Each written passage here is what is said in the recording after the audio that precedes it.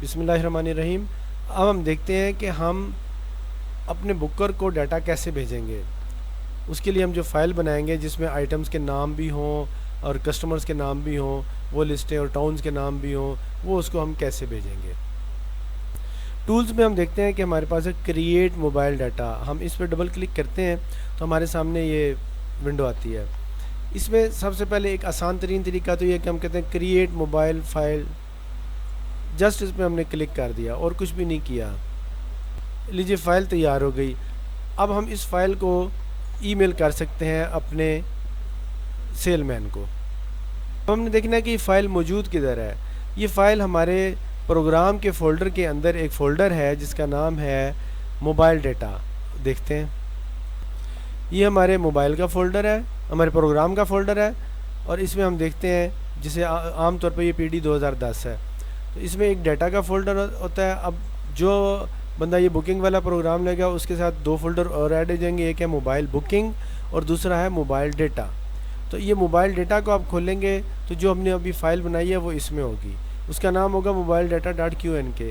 آپ یہ فائل اپنے سیل مین کو ای میل کر سکتے ہیں، اور اس کا طریقہ کار جیسے عام کوئی بھی آپ فائل ای میل کرتے ہیں کمپنیوں کو یا کسی بھی بندے کو فائل اٹیچ کر کے، تو آپ یہ والی فائل اٹیچ کر کے اس کو بھیج دیں گے۔ لیکن اس جو ہم نے فائل اتنے سمپل طریقے سے بنائی ہے اس میں تمام لسٹیں تو چلی جائیں گی، لیکن ہمارا سیل مین صرف اس میں کوانٹٹی فیڈ کر سکتا ہے، نہ تو اس میں ریٹ چینج کر سکتا ہے، نہ بونس دے سکتا ہے، نہ پرسنٹیج دے سکتا ہے، نہ کچھ اور کر سکتا ہے۔ اور اگر ہم اسے چاہتے ہیں کہ وہ سارا کچھ کر سکے تو ہم یہاں اوپر لکھے گا الاؤ آل رائٹس، الاؤ فل رائٹس۔ اگر ہم الاؤ فل رائٹس کر کے بنائیں گے اور اس کے بعد ہم اس پہ کلک کریں گے تو جو فائل بنے گی اس میں تمام رائٹس اویلیبل ہوں گے، یعنی اب بکر جو ہے وہ ریٹ بھی چینج کر سکتا ہے، وہ پرسنٹیج بھی دے سکتا ہے، وہ ڈسکاؤنٹ بھی دے سکتا ہے، بونس بھی دے سکتا ہے، سب کچھ کر سکتا ہے۔ اور اگر ہم کہتے ہیں کہ نہیں، ہم نے فل رائٹس نہیں دینے بلکہ ہم نے اسے کچھ مخصوص رائٹس دینے ہیں یا مخصوص پروڈکٹس پہ رائٹس دینے ہیں، تو یہ چینجنگ رائٹس، ہم یہاں پہ جاتے ہیں تو یہ ہمارے سامنے ونڈو آتی ہے۔ اس میں ہمارے پاس مختلف قسم کے آپشنز ہیں۔ ایک تو یہ کہ ہم تمام آئٹمز کو دیکھتے ہیں اور اپنی مرضی سے کسی بھی آئٹم پہ کے پاس جا کے ہم فرض کریں اس کو ہم چاہتے ہیں کہ اس آئٹم پہ ریٹ چینج کر سکے تو ہم یہاں پہ ٹی پریس کر دیں گے، اور اگر ہم کہتے ہیں کہ اس آئٹم پہ بونس دے سکے تو ہم اس کے سامنے بونس والے خانے میں ٹی پریس کر دیں گے، اگر ہم کہتے ہیں اسے پرسنٹیج دے سکے تو ہم اس پہ پرسنٹیج کے خانے میں کر دیں گے، ٹی پریس کریں گے، اور اس طرح اگر ہم کہتے ہیں کہ روپیز والے خانے میں دے سکے تو ہم اس پہ روپیز والے میں کر دیں گے۔ اور یہ بھی ممکن ہے کہ ہم کہتے ہیں کہ ایک آئٹم پہ ایک سے زیادہ چیزیں دے سکتا ہے۔ فار ایگزامپل ہم کہتے ہیں کہ اس آئٹم پہ یہ ریٹ بھی چینج کر سکتا ہے، بونس بھی دے سکتا ہے، لیکن پرسنٹیج نہیں دے سکتا، روپیز نہیں دے سکتا، یا ایون ساری کی ساری چیزوں کو بھی ہم کر سکتے ہیں کہ ہم یہ بھی کہہ سکتے ہیں کہ اس پہ یہ بھی کر سکتا ہے، یہ بھی کر سکتا ہے، یہ بھی کر سکتا ہے، یہ بھی کر سکتا ہے۔ تو جس چیز کی ہم پرمیشن دیں گے سیل مین اس چیز کو چینج کر سکے گا، باقیوں کو چینج نہیں کر سکے گا۔ اب یہ تو تھا کہ ہم نے اپنی مرضی کے آئٹمز کو کر سکتے ہیں، لیکن بعض اوقات ہمارے پاس زیادہ آئٹمز ہوتے ہیں، مثلا ایک کمپنی کے تمام آئٹمز پہ ایک پالیسی آ رہی ہے، تو ہم کہتے ہیں کہ ہم صرف ون کمپنی سلیکٹ کرتے ہیں۔ سپوز ہم کہتے ہیں جی ہم نے کمپنی سلیکٹ کر لی ایمسن۔ اب ایمسن کمپنی سلیکٹ کرنے کے بعد ہم کہتے ہیں کہ ہم نے اس کے تمام آئٹمز پہ پرسنٹیج دی ہوئی ہے اور روپیز پہ بھی شو کیا ہوا ہے، ہم اس کو چینج ریٹ پہ لا کے اور ری سیٹ ٹو یس کر دیتے ہیں، تو یہ تمام آئٹمز جو ہیں وہ اب ہمارے سے پوچھے گا reset all items of one company to rate change yes no. اگر ہم وائی پریس کریں گے تو دیکھیں اس نے ریٹ کے خانے میں سب کو یس کر دیا ہے۔ اس کا مطلب یہ ہوا کہ اب آپ کا سیل مین اس کمپنی کے تمام آئٹمز پہ ریٹ چینج کر سکے گا۔ اور ہم کہتے ہیں وہ پرسنٹیج نہ دے سکے تو ہم اس کو یہاں پہ پرسنٹیج سلیکٹ کرتے ہیں، تو ری سیٹ ٹو یس کریں گے تو وہ سب کو یس کر دے گا، ری سیٹ ٹو نو کریں گے تو وہ پھر اسی طرح ہمارے سے کنفرمیشن لے گا، اور اگر ہم نے کر دیا تو اب یہ دیکھیں اس نے پرسنٹیج پہ ہر جگہ پہ فالس کر دیا ہے۔ تو یعنی پہلے ٹرو تھا، ٹی کا مطلب ہے یس اور ایف کا مطلب ہے نو، یعنی ٹرو اور فالس۔ اسی طریقے سے ہم کہتے ہیں روپیز والا بھی وہ نہ دے سکے تو ہم روپیز والے کے لیے یہاں پہ سلیکٹ کر کے اور ہم کہتے ہیں کہ ری سیٹ ٹو نو، تو اب اس سے وہ پھر ہمارے سے تصدیق کر رہا ہے اور ہم نے پھر اس کو نو کر دیا۔ اب اس وقت اس کمپنی کے تمام آئٹمز پہ سیل مین جو ہے وہ صرف ریٹ چینج کر سکے گا اور کچھ نہیں کر سکے گا۔ اور اگر ہم بونس کی پرمیشن دینا چاہتے ہیں، ہم کہتے ہیں کہ بونس دے سکے، ہم بونس پہ کلک کریں گے اور ری سیٹ ٹو یس کر دیں گے. اب وہ پھر ہمارے سے تصدیق کرے گا, ہم یس کریں گے اور اب بونس کی پرمیشن مل گئی. اب ہمارا سیل مین ریٹ بھی چینج کر سکتا ہے اور بونس بھی دے سکتا ہے. اور اگر ہم ریٹ کو نو کر دیں تو وہ صرف بونس دے سکے گا. اسے ہم کہتے ہیں کہ نہیں ریٹ نہ دے سکے, ہم یہ یہاں پہ ریٹ پہ کر سکے اور ریسیٹ ٹو نو کر دیں گے اور اس کو تصدیق کریں گے. اس نے سارے ریٹ فالس کر دیے. اب اس صورت میں وہ صرف بونس دے سکے گا اور کچھ نہیں کر سکے گا.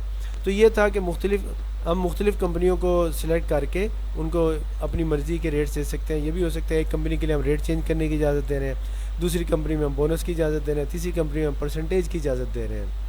تو جیسی ہماری ضرورت ہوگی ہم اس کے مطابق اس کو کر سکیں گے. اس کے بعد ہمارے پاس آپشن ہوتے ہیں کہ ہم لسٹ تمام کسٹمرز کی بھیجنا چاہتے ہیں یا کچھ سلیکٹڈ بھیجنا چاہتے ہیں. تو اگر ہم آل کسٹمر رکھیں گے تو ہمارے تمام کسٹمرز کی لسٹ اس کے پاس چلی جائے گی. لیکن بعض اوقات ہم چاہتے ہیں کہ نہیں, ہم صرف ایک کسٹمر ہے, ایک سیل مین ہے, اس نے ایک ہی ایریا میں جانا ہوتا ہے, تو ہم اسے ون ایریا سلیکٹ کرتے ہیں. اور ہم کہتے ہیں مثلا اسے بھلوال کے لیے جانا ہے تو ہم بھلوال سلیکٹ کر کے اوکے کریں گے. تو اب اس کے پاس صرف بھلوال کے ایریا کے علاقے کے کسٹمر جائیں گے, بھلوال, بیرا, پلروان وغیرہ, وہ اس کے جو ٹاؤنز ہیں وہ سارے چلے جائیں گے, لیکن باقی اور کوئی نہیں جائے گا. اور تیسرا آپشن ہوتا ہے ہمارے پاس ون زون. اب اس کے لیے ہمیں پہلے زون بنانے ہوں گے. زون کیا ہوتا ہے؟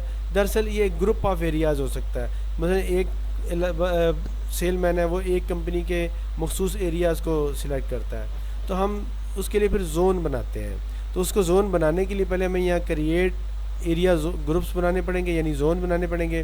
اب فرض کریں ہم کہتے ہیں بلوال سائڈ جو ہے اس کو ہم زون 1 کہہ دیتے ہیں, اور اس کے بعد ہم بلوال سے متعلقہ اگر کوئی اور علاقے ہیں, مثلا ہم کہتے ہیں جی کوٹ مومن جو ہے یہ بھی اسی ایریے میں ہے جی. اس کے بعد ہم کہتے ہیں کہ اس کے علاوہ کوئی اور اس کے علاقہ نہیں ہے جی.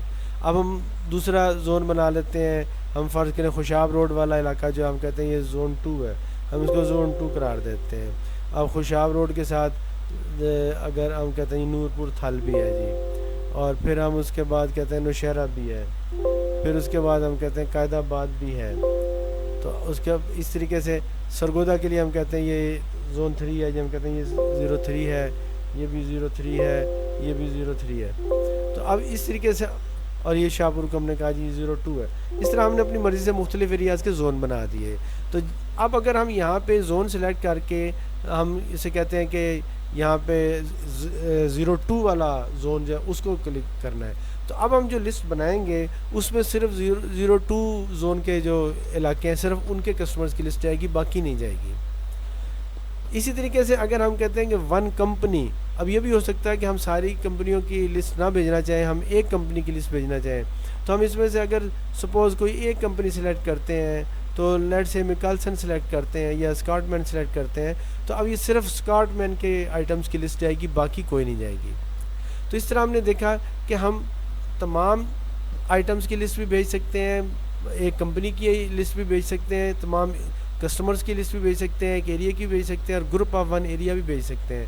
فل رائٹس بھی دے سکتے ہیں اور رائٹس کو محدود بھی کر سکتے ہیں, آئٹمس تک بھی محدود کر سکتے ہیں, یا صرف ریٹ تک, یا صرف بونس تک, یا صرف پرسنٹیج, یا صرف روپیز تک محدود کر سکتے ہیں.